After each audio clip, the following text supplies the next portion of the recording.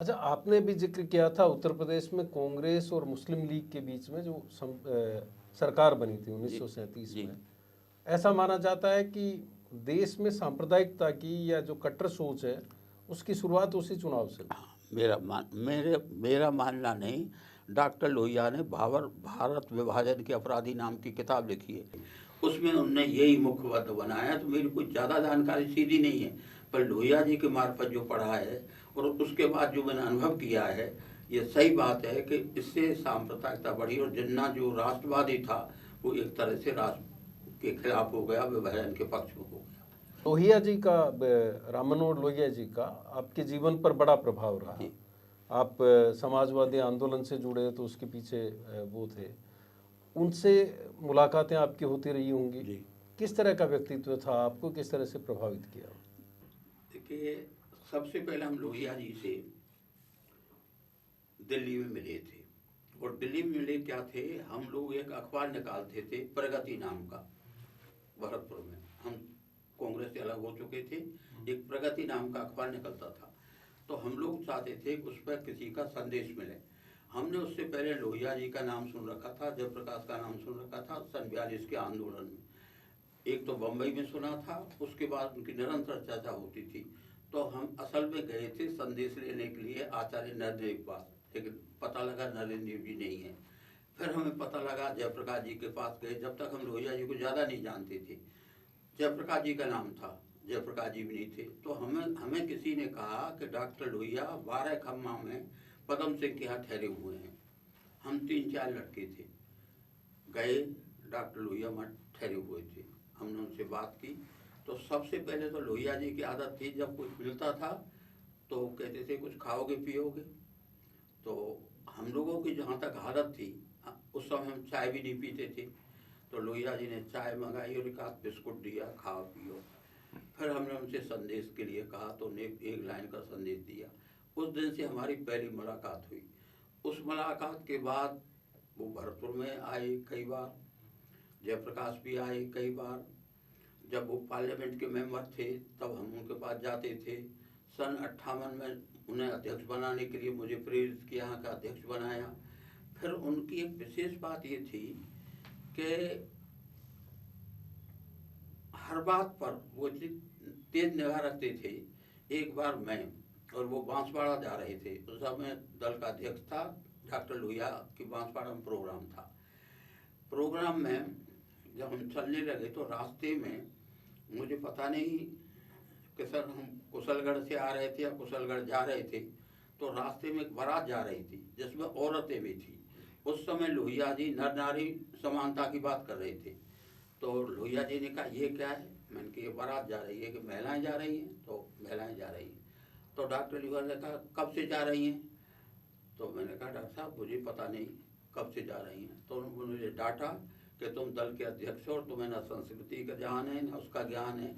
तो डॉक्टर लोहिया की ये बात थी, सूक्ष्म छोटी छोटी बातों पर ध्यान देते थे। एक बार हमारे सामने उन्होंने आंदोलन चलाया विदेशियों की मूर्ति हटाने का।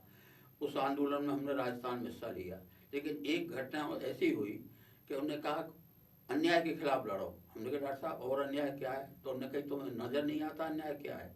स्टेशन पर जो कार वाले लोग हैं वो तो पहुंच जाते हैं वहां तक, और जो पैदल वाले लोग उनको रिक्शा वालों को यहाँ रोक देते हैं, तुम रिक्शा वालों का आंदोलन करो। तो हम उनकी इस बात से सहमत थे कि छोटे से छोटी बात को पकड़ते थे, उसके लिए संघर्ष करते थे। निर्लिप्त वो इतने थे, किसी का कोई प्रभाव नहीं करते थे। हालत ये थी उनकी कि जब सोशलिस्ट पार्टी टूटी तो हमने सोशलिस्ट पार्टी बनाने की यहाँ कोशिश की। तो वो सबसे पहले बहरोड में आए थे। वहाँ हमारे एक कार्यकर्ता था विशंबर दयाल, एक धर्मशाला में मीटिंग हो रही थी, डॉक्टर लोहिया सो गए। जब उनको सस्पेंड किया था उससे पहले जयपुर में मीटिंग हुई थी यहाँ। उस मीटिंग में मैं और हीरालाल जैन दोनों मीटिंग में शामिल थी। तो बहस ये चल रही थी, लोहिया मिलते नहीं हैं। आचार्य कृपलानी का उनको कहाँ पकड़े, जब कलकत्ता से अखबार आता है तो हम बम्बई पकड़ते हैं, बम्बई का पता लगता है कहाँ पकड़ते हैं। जयप्रकाश जी रो गए, तो अंत में लोहिया जी को सस्पेंड कर दिया। तो हमें तो बहुत दुख था, लेकिन जब बहरोड में वो आए तो डॉक्टर लोहिया गहरी नींद में सो गए। तो मैंने अज्ञानता बस मैंने कहा डॉक्टर साहब हम तो ये थे पता नहीं क्या प्रलय होगी, पार्टी टूट गई। तो मैंने कहा डॉक्टर साहब आप ऐसे सोते हो निश्चित हो गए पार्टी टूट गई। मैंने कहा इस तरह की नींद केवल दो आदमियों को आता है, या तो मूर्ख या ब्रह्मज्ञानी। अब मुझे ध्यान नहीं रहा डॉक्टर लोहिया से क्या कह रहा हूँ, तो वो एकदम हंस गए कि अच्छा ब्रह्म ज्ञान भी है तुम्हें। तो मैं डर गया कि पता नहीं इसका क्या जवाब देना, ना मेरे कोई जानकारी होती, वाक्य मैंने इस्तेमाल कर दिया था। तो डॉक्टर लोहिया की विशेष बात ये थी कि मार्क्स के बाद उनने जो व्याख्या की समाजवाद की, वो एशिया अफ्रीका के देशों में आज भी वाजिब है, वही व्याख्या है, उसके अलावा कोई व्याख्या चल नहीं सकती। क्योंकि उनके हिंदुस्तान पाकिस्तान का जब विभाजन हुआ तो कोई को अंदाज नहीं था कि बांग्लादेश बन जाएगा, लेकिन डॉक्टर लोहिया ने तत्काल एक बयान दिया था उन दिनों में कि ये विभाजन नकली है, या तो उपनिवेश बन जाएगा या बांग्लादेश अलग हो जाएगा। नतीजा हुआ बांग्लादेश अलग हो गया। इसी तरह डॉक्टर लोहिया जो कहते थे, जो बात करीब करीब अक्सर होती थी, उनकी हर बात में एक तो समानता का मुद्दा रहता था। नर नारी समानता पर जब वो बोलते बताते थे तो कहते हमारे आदर्श कौन से होने चाहिए, सीता नहीं, हम लोग सीता सावित्री इसकी पूजा करते, वो कहते नहीं, सीता सावित्री हमारी आदर्श है द्रौपदी। अब उनकी अलग व्याख्या थी कि सीता और सावित्री तो झुक गई, अन्याय स्वीकार किया, केवल द्रौपदी थी जिसने भीष्म पितामह से उनसे आचार्य की। तो हिंदुस्तान में हमारी आदर्श जो महिला है वो सीता और सावित्री नहीं द्रौपदी है। इसी तरह की उनकी हर व्याख्या इस तरह की होती थी कि बौद्धिक तौर पर उनका कोई जवाब नहीं दिया जा सकता।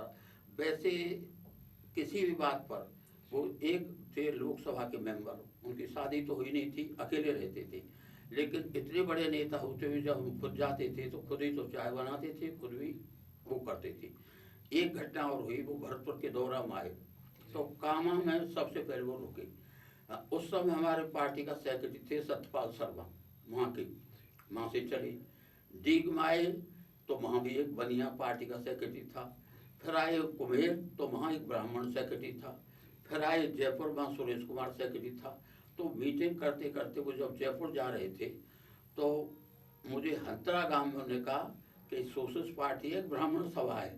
उन्होंने तंग दिया और उन्होंने कहा जब तक तुम दलित और पिछड़ों को नहीं आओगे जब तक तुम्हारी ताकत नहीं बनेगी। वो सच थी कि दलित और पिछड़े जब पार्टी में आ गए तो उनकी राजनीति बन गई। बाकी हमारी बौद्धिक एक तरह से विचार की पार्टी रही थी, जब तक दलित और पिछड़े जुड़े थे जब तक पार्टी नहीं बनी थी। तो डॉक्टर लोहिया हर बार पर नर नारी समानता हो, गैर बराबरी हो, जैसे लोकसभा में उनकी बहस आपको ध्यान होगी, लोकसभा में बहस हो रही थी, जवाहरलाल जी दक्षिण के दौरे पर गए और वहाँ कोई जगह उन्होंने चाय पी, और चाय पीने पर उस समय जो खर्च हुए थे लोकसभा में उन्होंने जवाब दिया 5 रुपया। तो डॉक्टर लोहिया ने प्रश्न किया कि चाय के पैसा नहीं, तुम जो गए हो पेट्रोल डीजल इसका खर्च हुआ है उसे जोड़ो। उसे जोड़ के बाद उस दिन जो बहस हुई, जो सारे देश में और संसार में लोहिया छा गए, तो उन्होंने कहा तुम इतना खर्च करते हो एक चाय पर, जबकि हिंदुस्तान के 23 करोड़ आमदनी लोगों की आमदनी 3 आना रोज है। इस पर लोकसभा में बहस हुई, 3 आना रोज। तो उस समय जवाहरलाल जी के अलावा ये जो वाइस प्रेसिडेंट थे उनने जवाब दिया। जवाहरलाल जी ने कहा 1 रुपया रोज, उनने कहा 14 आना रोज, और अंत में जब बहस होकर फैसला हुआ तो यही कहा 27 करोड़ लोगों की आमदनी उन दोनों में 3 आना रोज थी। तो उसी बात में डॉक्टर लोहिया ने सुझाव दिया था कि हमें खर्च की सीमा बांधनी चाहिए, खर्च की, कमाई आप कुछ भी करो पर खर्च की सीमा बांधो। इसलिए कोई भी मुद्दा हो, राष्ट्रीय हो विदेशी हो, कोई भी मुद्दा हो, उस पर डॉक्टर लोहिया जो नई बात कहते थे। उसके बाद स्थिति ये हुई उस बहस के बाद कि डॉक्टर लोहिया 3 बजे करीब पार्लियामेंट जाते थे, तो जवाहरलाल जी 3 बजे से सामने नहीं आए। चीन के हमला के बाद और 3 आना बहस के बाद सीधे जवाहरलाल जी और लोहिया जी कभी नहीं मिले।